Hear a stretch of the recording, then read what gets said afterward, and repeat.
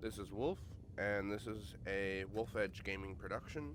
And today we have State of the Game, as you can see in the background, and we're just going to see what type of news they have. They're obviously going to be either in South Carolina or have the guys from South Carolina and Red Storm up on Skype.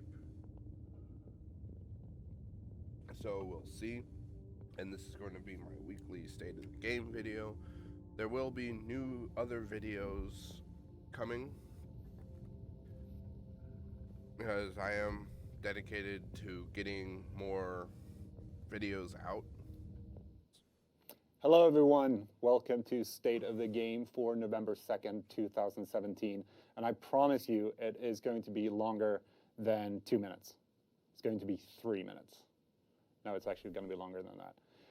So we don't have that super much news to talk about today. You can see some stuff down here in the ticker. We've had a lot of questions about this part a couple of times since I laid this today about the Xbox One X support. Yes, we will have an update for that coming. I don't have a timeline. I can't exactly say when or what's going to be in it, but yes, there will be support for Xbox One X. I can't really say that in a good way. Other than that, though, I'm going to jump straight in because we have, again with us, two very special guests all the way from Red Storm, North Carolina. Say hello once again to our wonderful Terry and Keith. Hi. Hi. Hello. Can you hear us? Yes, that was a great intro, Petter. Thank you. Awesome. Was it good? That was beautiful. Can I Thank summarize you. Petter, you're beautiful. Things? Thank you. Good to see you guys again. Let me, Good to see you. Again, a lot of people have already seen you a couple of times, but still, let's do some introductions. Who are you guys? Why are you here? Keith, after you, buddy. I'm Keith Evans. I'm the lead designer on The Division here at Red Storm. And I'm Terry Spear, the creative director here at Red Storm on The Division. Right. Nice to meet you. That's so polite. Red Storm, you guys have been leading the charge on much of update 1.8. Let's see, we're having Correct. some. Yep.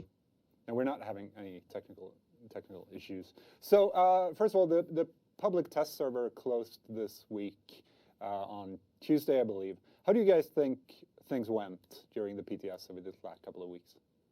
Well, I don't know, Keith, I don't want to speak for you, but I think it went pretty damn well. Yeah, no, I think it went really well. Like, probably one of the most successful, useful PTSs we've had. Yeah, we made a lot of changes we're very happy with, of course, that we couldn't have done without feedback from the community. Right, so yeah. So that's one thing. Now we ran the first public test server for the Division about a year ago, just before update 1.4, which was a big update for the Division if you weren't around back then. And I think we just take a quick look at what is the actual public test server and how do you guys use it when you're designing the game? Good question. That's a very good question. I think the most important thing the PTS does for us, right, it allows us to gather data from the community, analyze it, and then make changes we believe in. I think that's the number one thing that I focus on with PTS. Yeah, absolutely. It's kind of a pretty intense process just because there's a lot of data to take in, right? So we're playing the game ourselves pretty much throughout the entire thing. We're watching a ton of streams. We're listening to feedback on, Twitter and Reddit and the forums. And we also have a lot of analytic data getting tracked in the background. So it's kind of just taking all that in, crunching it down, and like Terry said, making the changes that we believe in. Yeah, and like Keith said, it is a pretty intense process. It takes quite a lot of time, actually, to analyze it, to prepare it for the community, and all those things. For sure. We wouldn't continue to do it if it wasn't valuable to us, and it is absolutely valuable. Yeah, absolutely. Yeah. I'm always happier with where we end after the PTS. Right. So there's still been, during the PTS and after, and we talked a bit about these things last week on the State of the Game, but there's been a couple of hot topics debated in the community, to say the least. And I thought you just, what? Never heard of those. Everyone always agrees on everything all the time. All the time. Yeah. But I want us to touch base now. We have you here, and that mug is still glorious. Anyway, for example, like one of the big discussions have been around surrounding certain gear sets, like for example, Predator's Mark and Nomads. I want to kind of touch base with you guys, see where you guys see those gear sets right now in the game and their place. No, we've definitely read a few threads and Yeah, seen a sure. few videos about those. Keith, what do you think? I mean, I think they're very powerful, honestly, but I think they're intentionally very powerful. Part of it comes from those sets are powerful because they bring a very specific utility to players. Yes. Like with the Predator's Classified set, almost all your power is in that bleed, right? It has to be strong to make it useful in PvE and to make it a good, valid tactic in PvP to make it powerful, make people force the med kit, and actually create that back and forth dynamic. Yeah, it's when the entire basis of the set is, it's built around that. It's built around that bleed. It needs to be powerful, and it is a tremendous amount of fun in PvE, actually. Oh yeah, that with shrapnel and getting in there and just seeing them spread everywhere. It's awesome. Yeah. So I know that makes it difficult in PvP, but you have that counter. Yeah. It's there. And okay, you can definitely argue that, well, I'm out of med kits. Okay, then the Predator's Mark's he's got you. Like you're going to go down. You have to prepare for it, which could mean that you need to alter your strategies. I mean, it's not. I kind of see it, like imagine the support station, right? For Reclaimer, like all the power of that set is built around the support station. And all you have to do as an opponent is prepare for that and blow it up. That's how you counter. EMP right? it, Yep. get it down. Yeah. So we realize that they are strong. They're very strong. But that's the point. Yeah, absolutely. The fact that these sets, change the dynamics of a fight is going to keep things like Skirmish and Last Stand in the Dark Zone interesting for a long time, because each match you come in, you'll start encountering different sets and switch up your tactics. And, that's what we were going for. Yeah. And for the Nomads, you had said something in a discussion we had earlier, it's burst survivability. Right. And it is not always there. What Nomad brings to you, it's not always going to be present. And without it, you are very open. Very open is a good way to put it. The second it goes on cooldown, all the power of that set is gone. There's no other backup utility. It's not an incredibly hard-hitting DPS set. Yeah, definitely moves and counter moves. Exactly. It was a big focus for us on the design staff when we did the year 2 things, and it's taken some adjustments, obviously, but sure. Move, counter move. You see something happen in the environment you're in, we expect you to do a counter move, and so on and so forth. Bringing some of the RPG, pushing it forward a little bit and letting you know what's happening more. Yeah. Right. So one other set, including a skill that's seen quite a lot of discussion over the last couple of weeks, is defense and the Ballistic Shield. So I want to also talk to you guys a little bit about where do you see the shield right now? Where will it be in update 1.8? Right. Keith, if I may. Go for it. I was generally unhappy with how it was playing, right? Previously? Yeah. I don't want to, I don't want to cover this whole topic, but the shield and how it was being used, it was really invalidating a lot of our content, right? Quite frankly. I know you can bring up build examples, but it was doing a lot to ruin people's PvP experience, and it was also invalidating a lot of the PvE content. Yeah, and validating the hard content that's meant to, test not only your build but also your just gamer ability, right? Yeah. And so we had to make changes to it, because it wasn't playing the way we wanted it to. And so we're very happy with it now. Yeah, I'm super excited for where it landed, right? Like, for sure, when we first made the change, I think we pulled the shield health back a little bit too far. We made some good adjustments over the PTS, I think. Yep. Now it's usable with other sets, but it's not going to be this super tanky shield where you have crazy high DPS, or you're using the shield with tactician builds in crazy ways. But for people who want that shield fantasy, I think the defense set is better than it's ever been. That melee bonus, buffing your team, really, no matter if you're using the normal one or the classified set, it's super strong. Yeah. So that's why we made changes. Yep. Right. So let's talk about one of the, if not the big discussion in the community over the last couple of weeks, kind of the elephant in the room, and I'm seeing Shad is talking a lot about it now as well. Westside Pierce. Yep. Westside Pierce, yeah. Rick We'll talk about Balassi. Westside Pierce in a little while, though. let's talk about Rogue 2.0.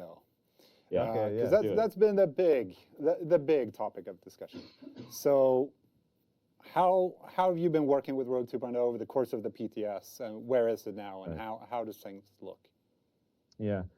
There is sort of this a common narrative that I've seen as we've monitored social media and all the other outlets that we have, that we're not listening to feedback on Rogue 2.0. And I mean, quite frankly, it's quite the opposite.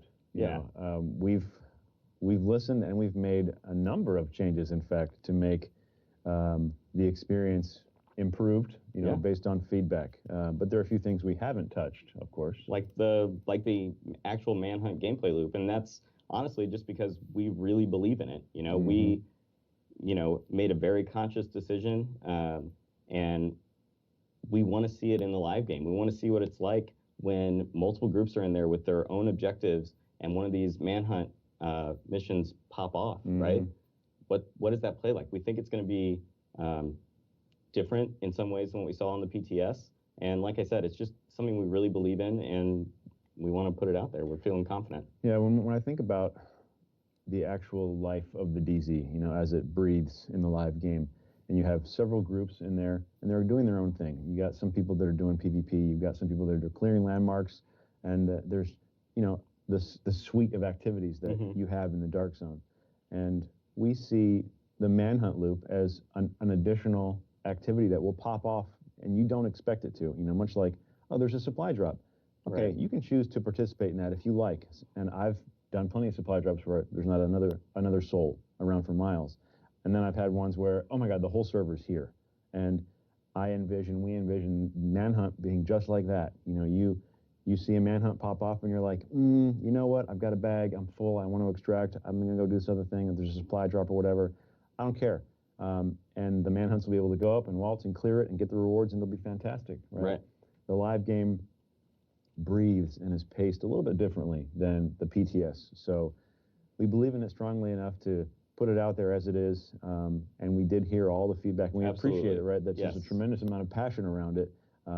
But there is a lot more moving parts that we want to see engage, and we're looking forward to it. Yeah, and that being said, I think the whole Rogue 2.0 experience improved a lot over the PTS based on everyone's feedback. Some of the changes, things like, we reduced the interaction time it takes to clear the manhunt, right? So, it was really difficult in the beginning just because of that interaction time. We've done things like change the radius of people around the manhunt zone who are going to get broadcasts on their mission tracker to go do this thing if they want, right? Fewer people are going to be getting this information, meaning fewer people are congregating. That was a big change. It's a huge change. Yeah. We reworked Rogue, that first Rogue stage, right as you do the first toggle. Oh, yeah. It was like 19 seconds. You could like toggle it and run it off and almost use it to troll people. So now it's 60 seconds. There's a little more consequence to doing that initial Rogue trigger. Right. A big one based off everyone's community feedback was there's some obvious exploits with the group management and regaining manhunt levels of your group members. So group management is blocked now for any group that has a manhunt. And just as a balance thing that I think improved the experience a lot, that new Banshee classified set obviously plays into all the Rogue 2.0 stuff, and the initial kind of, hey, I'm a shade agent, what's my bonus as I'm hunting manhunts, was super powerful, right? It made it almost like a win button. Yeah. So that got, tuned throughout the PTS as well. Yeah, that was all PTS. Yeah, absolutely. Those were things that we didn't necessarily account for, that would not have surfaced without extensive testing from the PTS. So yep, absolutely. Thanks, guys. Thank you very much. Right. So, sorry. In general, now with the PTS closing, and I know I see people in chat now going, when's the release date for update 1.8? Sorry, I don't have that for you yet. I wish I did, but I can't give you any date yet. We'll keep you updated, and we're super excited to get that date to you as soon as possible. But That said, I think we're just going to take a little bit of a look at Update 1.8. We've talking a lot about Rogue 2.0 and stuff over the last couple of weeks, but I just wanted to take a moment and look at the other things that have been happening, both on the PTS, of course, and that's coming in the update. How are you guys feeling about Update 1.8 in general right now? I tell you what, man, like, when I look back, I mean, it's huge. It is. It is a ridiculous amount of stuff. Like I can't believe all that stuff is going in there. I mean, I don't know, the big takeaway for me is that I think it's, out of all the updates we've done, it's the one that hits something for every one of our players, right? Like, there's awesome new PvE activities, there's awesome new PvP activities, there's an awesome new gear game for you to go after. It's something for everyone. Yeah, and there's little bits and pieces of each that I want to talk about, and it's cool because it's all tied together, right? Like, I cannot wait to get into the underground. Oh my gosh. And, like, feel those new directives, right? The new checkpoints, thankfully, because I'm not super skilled. And, like, when those hunters, like, that is ridiculous. It's pretty awesome. You know? It's pretty brutal. And then, I'm going to get the gear, right? Oh, just all of the PvP, like, I cannot wait to get into skirmish. Okay, obviously I'm passionate about all this stuff, right? But the West Side Piers, the resistance, right? And getting the gear, right? And then what do I do with the gear after I get it? Keith, what do I do? Well, I mean, what I'm going to do is go play Resistance. And I mean, honestly, like, that was the thing for me. Like, if we talk about the PTS, Resistance from PTS 1 until what we're going to ship, Oh, yeah. I am super happy with where we landed. We got the difficulty dialed in. We added so many more, interesting wave variants that'll keep it replayable. We've kind of tuned the time investment the player's going to have before they start getting really good rewards. Yeah. I think it has turned into something that is just going to be something that players really go back to a lot. I cannot wait to push it. Like, getting there with my actual live game gear, Yeah. right? Not PTS gear. Optimization, right? Yep. D-Tech. Yeah, baby. Like, I have so many fond memories of D-Tech runs in the Dark Zone. Yeah. Finally, that's valuable again. And just the global events, right? You get all the new global events are going to come out that give you the gear. Wow. Yeah, it's a big update, And it's free. free. It's free. That's my favorite cost of anything. I know, I love that. Oh, and dude, audio logs. Like, we did not even talk about all of the narrative stuff inside West Side Piers. So as you're cruising around, getting your D-Tech, right, grinding your gear, getting ready for West Side Piers or whatever you want to do, get to hear some new stories, right? Rick Velassi. Yeah, there's new Rick Velassi. Yeah, dude, so much stuff. I just got to say, right, Peter, I got to say, I'm sorry, but internally we have this, we called Update 1.7 and Update 1.8. It was the Summer Jam. That's what we call it internally. And it has been so much fun jamming with you guys over the summer. Dude. Thank you very much for your incredible passion and how connected you guys have been and how much support you've given us and all the feedback. And you've really helped us shape this summer into a great update. Yeah, so thanks, absolutely. guys. Thanks for jamming. Yeah, it's been fantastic. One thing that I just want to, we're going to start wrapping things up, but I just want to, because this is also one of those questions I've seen the community have about the underground. Yes. There's a certain little aspect of the underground. There's questions that's been coming up over and over, and maybe we'll have a little update on what's happening with classifieds in the underground. That's classified. See what I did there? That was horrible. That was terrible. Specifically, you're asking about classified gear dropping in the underground? Yes. Keith, what do you think? Yeah, it's in there. Absolutely. The bosses. Oh, yeah. That was Hamish. Yeah. The bosses and the hunters, and there's some rare chests that pop up. So definitely, like, I'm going to be doing some grinding in the underground for sure. Oh, yeah. The chance to drop exotics. Yeah. In the classified gears, like Keith said. Yeah, and the new exotics like Big Alejandro and the house, that you can get those out of underground, and we're really trying to spread the love. Dude, Big Alejandro. That's for me. Yeah. Right? I cannot wait for that to drop. Anyway, yes. Does that answer your question? I hope it does. It sounded like it did. That answers my question. It does. It does. Cool. So Awesome. that's Cool. great.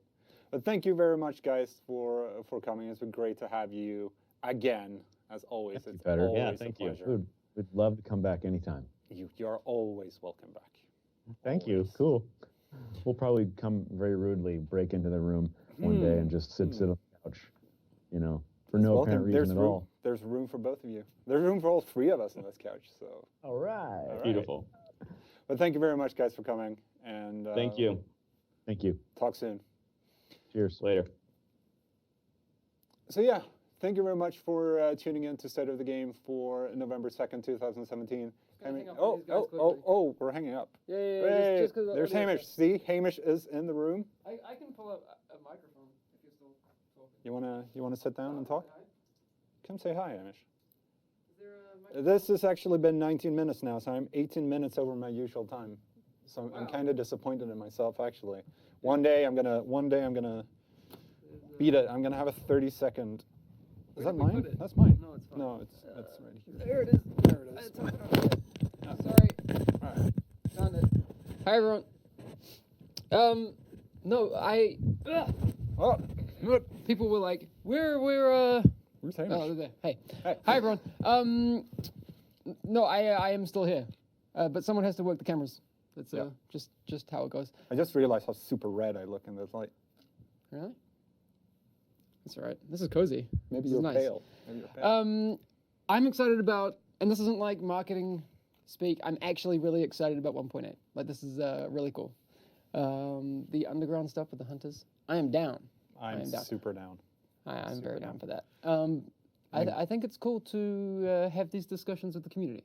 Yeah. I want to just say hi, and that we are still doing this because it's important to Yes. not just be able to tell you what's going on, and sometimes that might not be what you want to hear, but it is what's happening. Yeah, it is what it is.